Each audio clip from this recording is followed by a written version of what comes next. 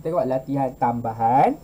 Raja satu menunjukkan satu contoh makanan segera yang biasanya dia ambil oleh remaja. Ia mengandungi 3 lapisan kepingan daging dan keju. Okey, daging mengandungi natrium nitrate. Okey, A1, namakan jenis bahan tambah makanan untuk natrium nitrate pengawet. Nyatakan fungsi bahan tambah makanan untuk merencatkan pertumbuhan bakteria dan kulat. Okey, nombor 2, menunjukkan kuih nona manis yang sangat popular dewasa ini. Nombor 1, untuk menjadikan kuih ini berwarna hijau, nyatakan satu bahan tambah makanan semula jadi yang ditambah dalam makanan ini berwarna seperti pandan lah. Kita guna pandan lah. Semula jadi kan. Terangkan mengapa satu bahan makanan dalam makanan ini tidak sesuai bagi pesakit diabetik. Gula lah termasuknya. Okey. Kerana kuih nona manis ni sangat manis, mempunyai kandungan gula yang tinggi, maka tidak sesuai lah untuk pesakit diabetik. Nyatakan bahan tambah makanan yang boleh menggantikan aspartam. Kerana tadi saya dah terangkan, aspartam boleh walaupun dalam kuantiti yang sangat kecil, dia mempunyai manis lah. Sangat-sangat manis. Okey, so kita tengok soalan nombor 2. Rajah 3 menunjukkan 2 contoh ubat moden. Berdasarkan rajah 3, nyatakan jenis ubat untuk Codeine dan aspirin analgesik. Ubat tahan sakit. Nyatakan ubat manakah yang lebih sesuai untuk kanak-kanak dan pesakit gastrik. Kalau kita tengok dekat sini, aspirin ni ada kumpulan berfungsi karboksi, iaitu asid karboksilik, so dia bersifat asid. So tidak sesuai. Codeine lah yang paling sesuai untuk kanak-kanak dan pesakit gastrik untuk menghalang daripada ulcer perut. Okay.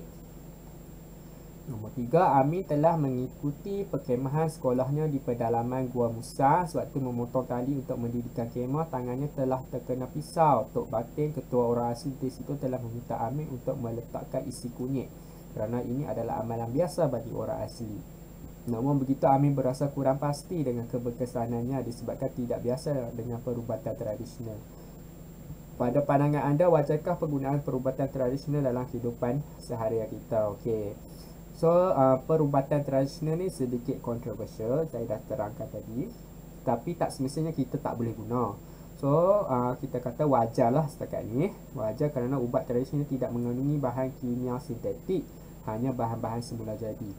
So, yang tadi yang dia ceritakan kat sini, dia guna isi kunyit tu secara direct kan. So, dia bukan yang diproses seperti yang diiklankan oleh media-media sosial kan. Itu tak, kalau dah diiklankan di media-media sosial, kemungkinan telah pun diproses dan ditambah bahan kimia. So jangan terpedayalah dengan iklan-iklan tu, walaupun terdapat perkataan kelulusan KKM.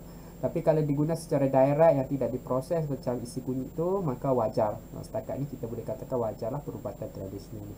Kalau kita katakan tidak wajar pula, kerana jika penghasilannya tidak mengikuti dos atau sukatan yang betul, yang mungkin tidak selamat diambil, so dia akan memudaratkan badan jugalah. Samalah kalau ubat moden sekalipun tak ikut dos, maka akan memudaratkan badan kita. Okay, nombor 4, Meli mendapati mukanya mula tumbuh jerawat. Dia tertarik dengan iklan produk anti jerawat yang mengatakan bahawa jerawat akan hilang dalam tempoh 5 hari. Apakah langkah-langkah yang perlu Meli lakukan sebelum membeli produk anti jerawat ini? Okay, this is very good question. Jangan terpedaya, itu sahaja. So, bukan jawapannya jangan terpedaya. So, yang ni adalah nasihat umum lah. Jangan terpedaya. So, still kita perlu ada langkah-langkah lah. Yang pertama, kita perlu menyemak jika produk itu mendapat kelulusan daripada KKM. Okay.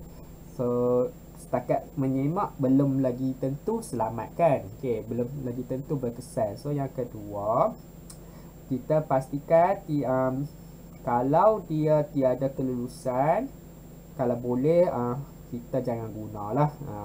Kalau dalam jawapan skema ni kata kalau tiada kelulusan kita kena semak kandungan. Kalau saya, kalau tiada kelulusan tu jangan dok semak dah lah, tak perlu. Kita hindarkan.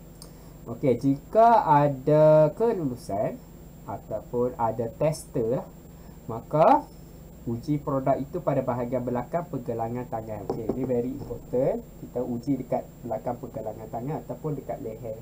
So jangan letak lagi dekat pipi kita tu lah, untuk kita nak tengok kalau kita ada alahan ke tak. Dia bertujuan untuk menguji sama ada kita alergi terhadap bahan asas yang digunakan dalam pembuatan produk. So kalau gincu kan, gincu yang tester lah, gincu tester jangan gunalah, saya sarankan. Sebab kebanyakannya tester gincu lipstick tu diletak kat mulut kan, orang banyak-banyak guna. So tidak hygienik kan, tidak bersih lah dekat situ. Walaupun kita letak dekat belakang tangan pun saya sarankan tidak lah, jangan guna tester gincu. Okay. Nombor 5, terdapat pelbagai aplikasi nanoteknologi dalam kehidupan seharian. Berikan contoh aplikasi nanoteknologi dalam bidang-bidang berikut. Perubatan, bidang nanoperubatan di mana penggunaan nanopartikel telah berjaya diaplikasikan sebagai contoh untuk membantu dalam pelarutan molekul aktif ubatan, kargo penghantaran molekul aktif ubatan kepada kawasan spesifik yang memerlukan rawatan di dalam badan sebagai antibakteria dan juga dalam diagnosis penyakit. Okey, apa yang dimaksudkan kat sini? Kalau kita ambil pil ubat, kita telan, kemungkinan ubat tu lambat lah untuk diserap kan. So apa yang kita boleh buat, kita boleh guna teknologi nano, kita angkut ubat tu ke kawasan yang spesifik. Okay, kalau kita sakit dekat kawasan perut, so ubat tu akan angkut pergi ke perut. So lebih berkesan daripada kalau kita makan ubat begitu saja, ubat tu boleh pergi mana-mana kan. So itulah penggunaan yang aplikasi nanoteknologi dalam perubatan. Okey, tenaga penghasilan sel solar yang lebih efisien dan lebih kecil, bateri yang lebih tahan lama. Okey, bila sel solar tu lebih kecil, maka kita dapat mengurangkan penggunaan bahan. Bila mengurangkan penggunaan bahan, tapi kita masih lagi menghasilkan tenaga elektrik yang banyak. So kat situ ada manfaat dah lah. Kalau kita guna tenaga solar yang besar, dia mahal satu, lagi satu dia pembaziran. Okey. Pertanian, pembuatan baja yang mengandungi bahan pengaktif nano atau perangsang nano yang berfungsi sebagai perangsang penghasilan buah, penghasilan racun perosak yang lebih efektif. So dekat sini dia gunakan teknologi nano nak angkut ejen-ejen pendubungan kan ke bunga dan seterusnya, mengangkut hormon ke bunga menjadi buah. So buah jadi ranum dan sebagainya lah. Dan termasuk juga anti perosak. Dia boleh target partikel-partikel nano tu, zarah-zarah nano boleh target kepada ejen-ejen perosak itu tertentu. Okey, itu sahaja untuk topik kali ini. Maka lengkaplah pelajaran kimia untuk tahun ini tingkatan 5 KSSM. So all the best for your SPM. Harapnya kita dapat menguasai lah topik-topik kimia.